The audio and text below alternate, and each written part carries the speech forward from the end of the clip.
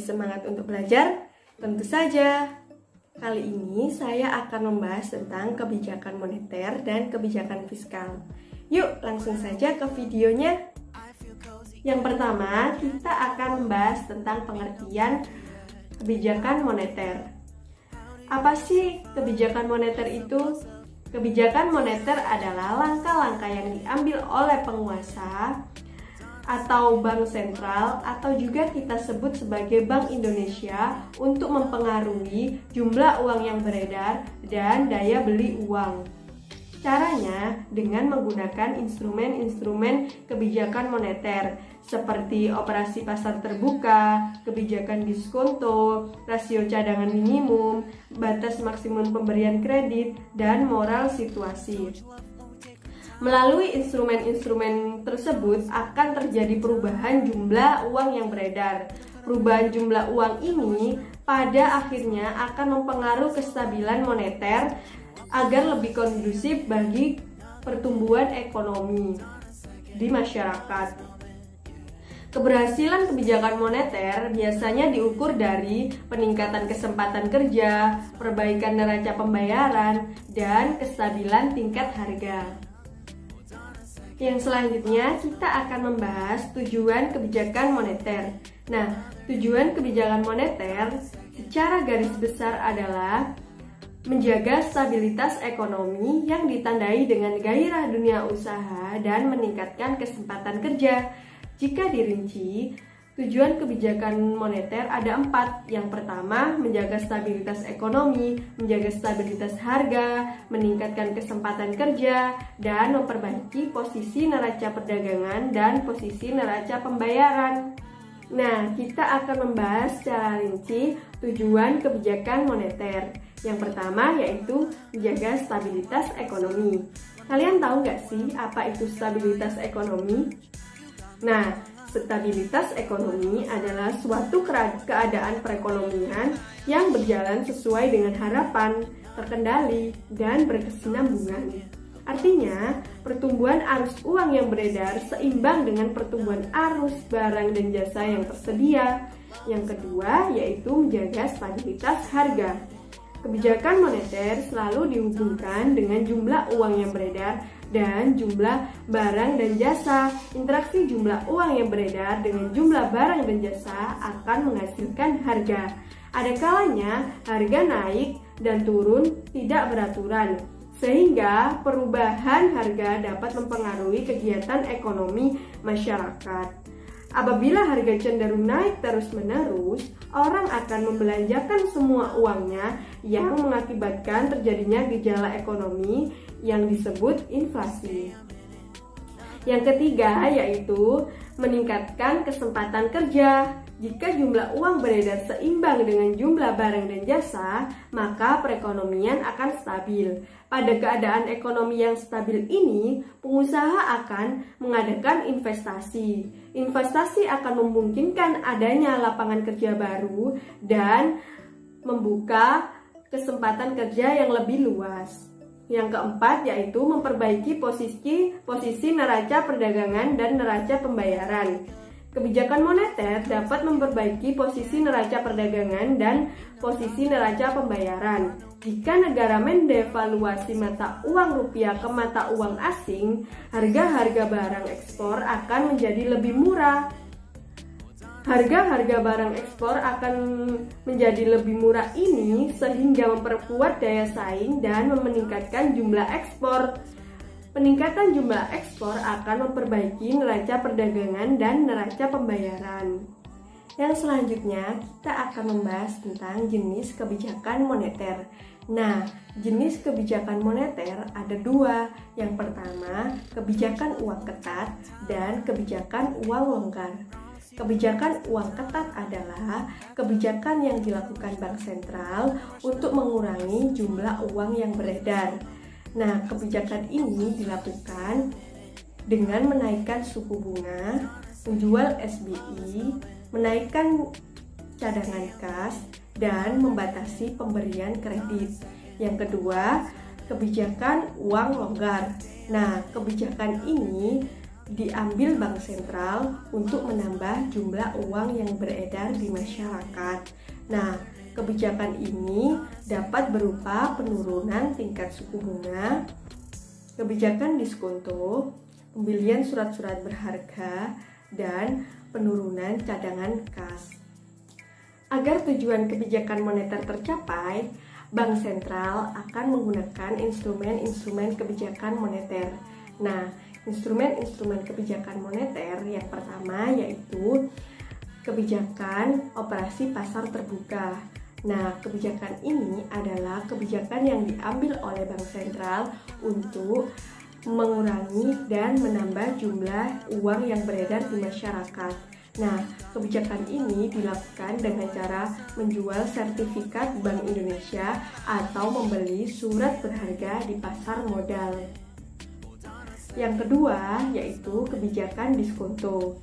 Pada instrumen kebijakan ini, pemerintah mengurangi atau menambah jumlah uang yang beredar dengan cara mengubah diskonto bank umum. Jika bank sentral memperhitungkan jumlah uang yang beredar telah melebihi kebutuhan, bank sentral mengeluarkan keputusan untuk menaikkan suku bunga. Dengan menaikkan suku bunga akan merangsang keinginan orang untuk menabung. Dengan menabung, jumlah uang yang beredar di tangan masyarakat akan masuk ke bank. Dengan cara ini, laju inflasi akan ditekan. Yang ketiga yaitu kebijakan cadangan kas. Bank sentral dapat membuat peraturan untuk menaikkan atau menurunkan cadangan kas. Bank umum menerima uang dari nasabah dalam bentuk giro, deposito, sertifikat deposito, dan jenis tabungan lainnya. Ada persentase tertentu dari uang yang disetorkan nasabah yang tidak boleh dipinjamkan. Jumlah uang yang tidak boleh dipinjamkan itu disebut cadangan kas minimum. Yang selanjutnya yaitu kebijakan kredit ketat. Nah, selain instrumen kebijakan yang telah disebutkan tadi, instrumen kebijakan moneter lain yang dapat digunakan pemerintah yaitu kebijakan pemberian kredit yang diperketat. Kredit tetap diberikan pada bank umum, tetapi pemberiannya harus benar-benar berdasarkan syarat dan ketentuan. Dengan kebijakan kredit ketat, jumlah uang yang beredar dapat diawasi. Langkah kebijakan ini biasa diambil pada saat ekonomi sedang mengalami gejala inflasi.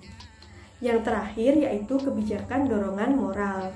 Nah, bank sentral dapat juga mempengaruhi jumlah uang yang beredar dengan berbagi pengumuman, pidato, dan edaran yang ditujukan kepada bank umum atau pelaku moneter lainnya.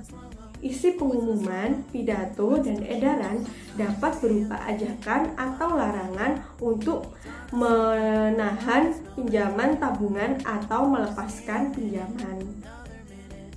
Selanjutnya kita beralih ke kebijakan fiskal. Kalian tahu nggak sih apa itu kebijakan fiskal?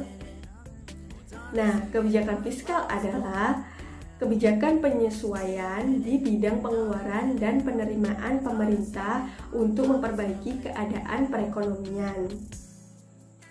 Kebijakan fiskal juga merupakan salah satu paket tindakan pemerintah di bidang pengeluaran dan penerimaan keuangan negara.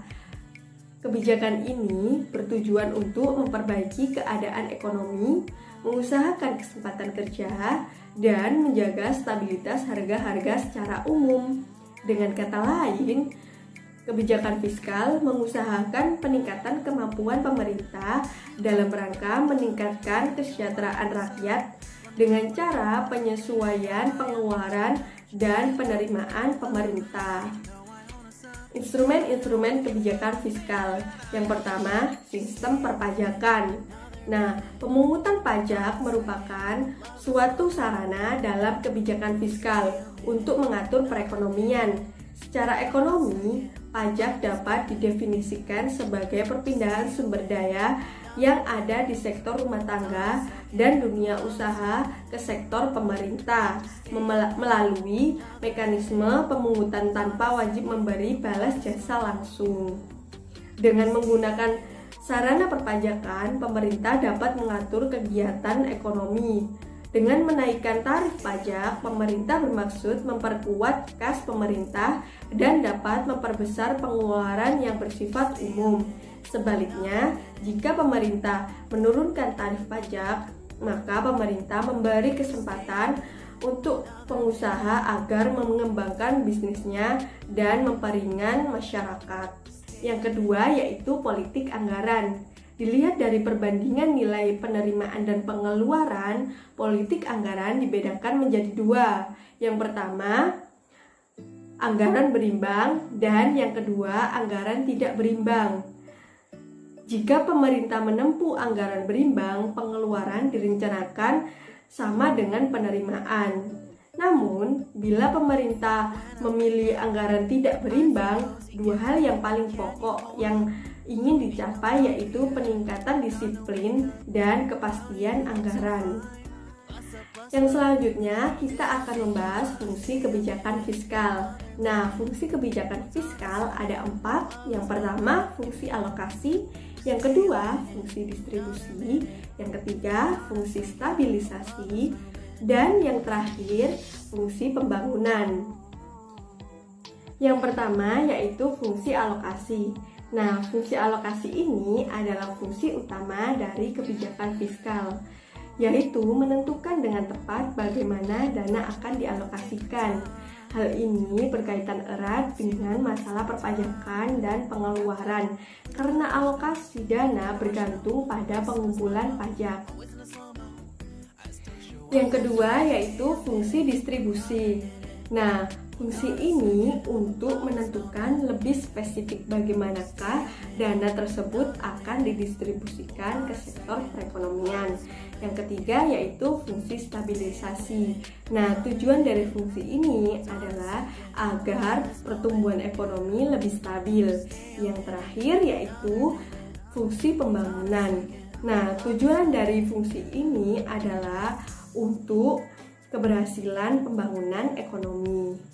Itu tadi adalah materi tentang kebijakan moneter dan kebijakan fiskal. Agar kalian lebih paham, silakan kalian pelajari buku kalian. Dan jangan lupa kerjakan tugas di Google Classroom. Jangan lupa batas akhir pengumpulannya ya. Saya harap pembelajaran kali ini bisa bermanfaat bagi kita semua. Tetap enjoy! Tetap jaga kesehatan agar kalian tetap sehat. Mungkin sekian pembelajaran kali ini. Kurang lebihnya saya mohon maaf. Wassalamualaikum warahmatullahi wabarakatuh.